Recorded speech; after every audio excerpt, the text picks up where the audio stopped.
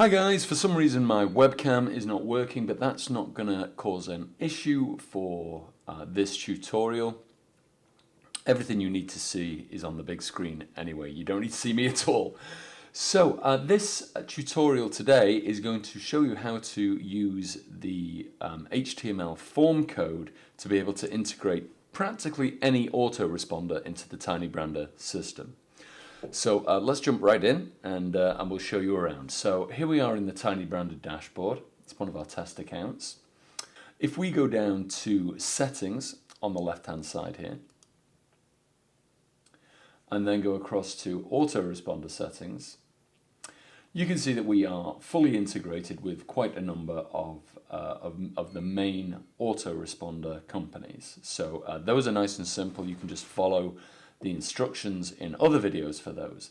But if you can't see one here that's fitting your autoresponder, you can always use the custom HTML form code section. And that's what this tutorial today is all about.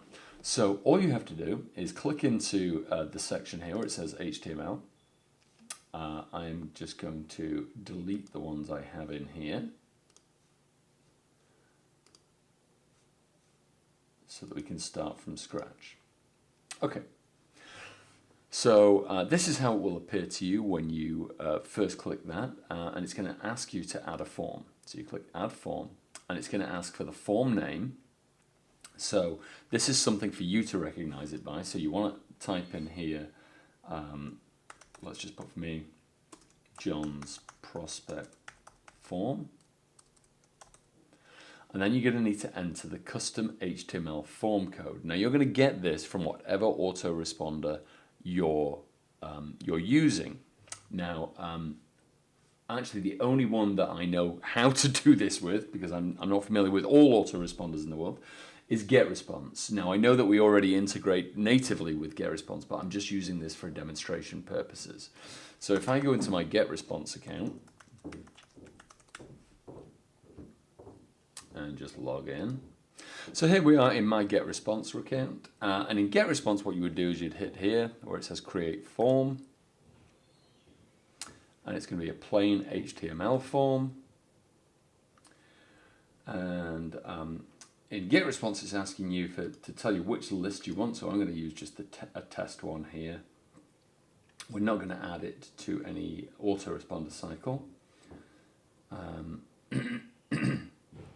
It's going to ask you the information that you want to gather. So the fields that you'll have to have for your list will have to include the name, the email, the telephone number, the address, all of the fields that we collect as TinyBrander. You're going to have all of those.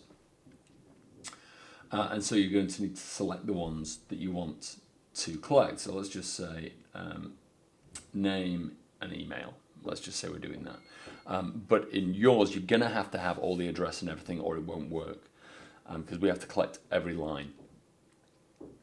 So check in your TinyBrander account what fields you need to create in your autoresponder and make sure that you're collecting every one of those. Okay, and once you've done that and you've selected all the fields that you want for your HTML form, all you need to do is then hit copy the code, like that, then go back to your TinyBrander account and then just paste in that form code there and just hit submit. Okay, now as you can see, that is now in there. If we actually close that down and come back to here and hit this again, you can see that that form is there. Now that's our prospects form added. We want to add another one for our buyers, and we're going to call this buyer form. And let's just assume that you've set up a new list in your autoresponder with all of the same fields. And you've copied new code. All you would do is again paste the code in there and hit submit. So now you have two forms in there, a buyer form and a prospect form in your custom HTML.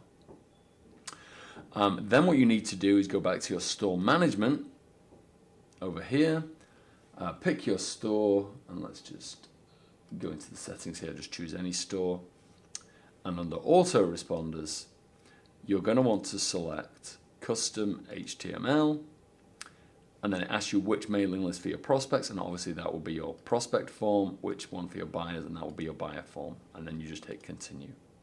That's now fully integrated. The hardest thing that you're going to find with this is in your autoresponder, you're going to have to make sure that you match, let me just get over here, all of the fields that we have in the templates.